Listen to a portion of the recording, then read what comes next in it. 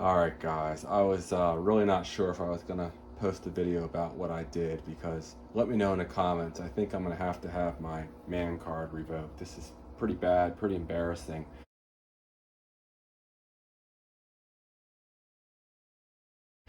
But my last video, you may have seen my Arrma Big Rock. I just tore the rear of the car apart.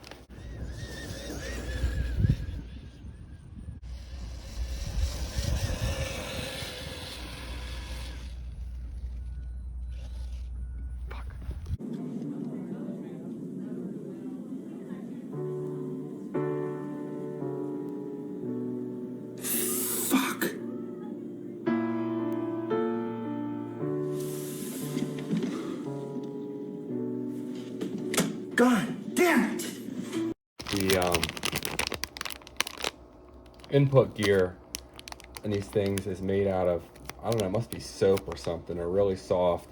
And my rear diff, when I took it apart for the first time, was just completely full of basically dust. The gear disintegrated. The input gear was pretty much totally gone.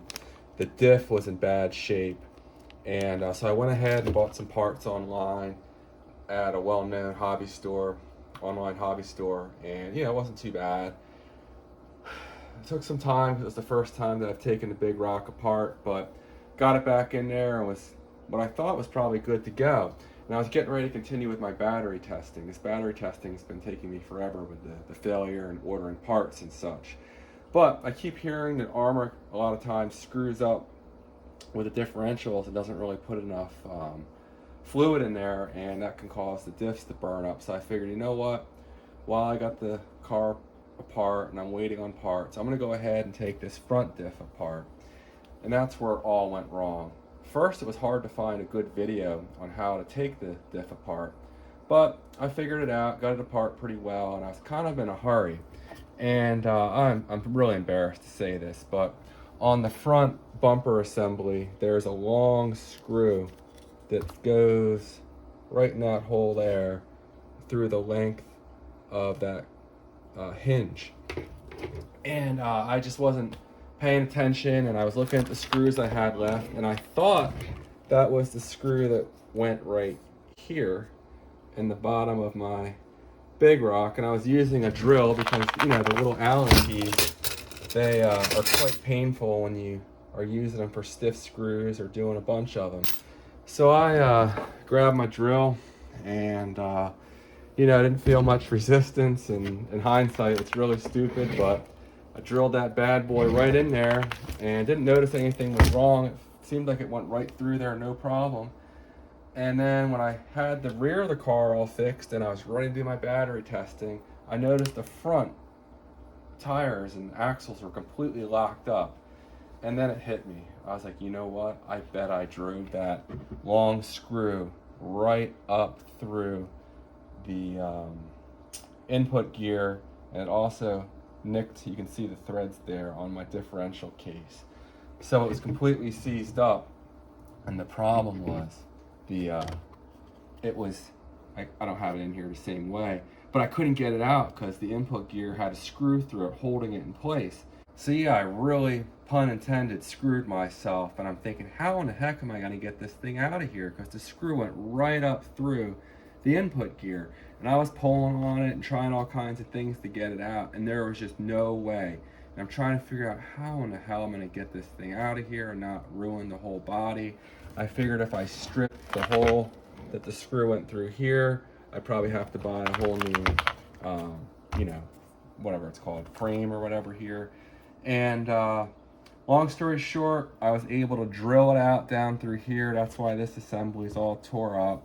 I drilled all around the screw that was up through the input gear, and eventually I was able to get it out. You can see right here the screw that was the problem. And what started off the problem was that I had stripped the head on it and I couldn't get it back out. And so I said, I'm gonna drill it out, and I thought maybe it would come out then. So I drilled the head out. it was completely stuck, and it was just right through here, holding right through the input gear, and it was just frozen in place. It was no way it was coming out till I drilled it out. So, long story short, I want to give a big thanks to Thompson RC. He tipped me off on a site called Jenny's RC. They have some awesome prices, and here's some stuff for the big rock here. Like, for instance, the Diff with the bearings, the internals, everything, $15. I bought 2 input gears here, again, about $15 with the bearings. I broke one of the bearings when I was taking out the front diff. So now I have 2 of these. So if you go up to their webpage, a lot of the prices up here are significantly cheaper than other hobby stores. Some of the items are, similarly, their prices are similar. Like, for instance, the drive shafts. Actually, that might be a good price as well. For Traxxas stuff, if I type in Traxxas transmitter, you can get like a transmitter and a receiver for under $40. All kinds of different models on here. So I'm not getting paid. I have no incentive to plug Jenny's, but I was really pleased with the prices they had on their webpage. And the shipping was quick. It came in 2 days. Now granted, I'm only an hour and a half away, but it came really quickly. Now, one other thing, on the differential for the Big Rock, both of mine came with this shim here on this side of the diff housing. And I was watching another video, and it's like Philly RC. I'll put a link in the video description. But he told me that no, that's wrong. It goes on this side. His video said that as well, but then I found this diagram and it showed on the other side. So I've taken this diff apart, the rear diff, 3 times, moving the shim from one side to the other, figuring that he was right, because this diagram does show it here. And I'm like, you know what, just to make sure, I'm gonna go ahead and email Arrma. And it just so happens I got an email a few minutes ago from Arrma, and here's their response here. And I guess it's right. What they're telling me is that shim position varies depending on which side has more play. I know they're not checking out at the factory, but I guess it kind of makes sense. I mentioned how my input gear basically turned to dust, so perhaps there could have been a little more force holding it in place if I had the shim. I haven't looked to see which side would have made more sense, but maybe that shim can be moved around depending on which side seems it needs more pressure. But you can read that there. That's Arrma's response for what it's worth. So now I'm going to go ahead and button this thing back up here. I still need to go to my local hobby store, because while Jenny's RC is really good, they don't have, all the parts. So they didn't have this clamshell fitting here, and this one's kind of tore up. So I'm going to order a new one of those, put the diff back in. I did break the top of this off, but it had a little cap on it, but I don't think that matters. And yeah, I should get this thing back together, and I should be able to go ahead and finish up my battery testing video. Again, big thanks to Thompson RC for showing me that Jenny's RC site, and definitely check out his channel. He has a lot of great content up there. And yeah, let me know again in the comments, should I have my man card pull for that, because it was pretty bad. Oh yeah, one other thing. Here's the order I placed from Jenny's RC. So this is just a differential.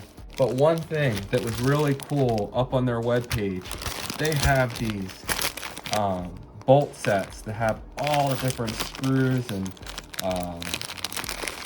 some nuts and stuff that come with the different Arrma products. And I was gonna have to pay like $5 or $6 just to get it was a pack of the screws like this one here that I broke. For $1 more, I got every screw that comes with the Arrma. I guess this was the granite kit because they were out of the Big Rock one, but awesome deal here. So definitely check out Jenny's RC, because they have some great deals that are worth checking out.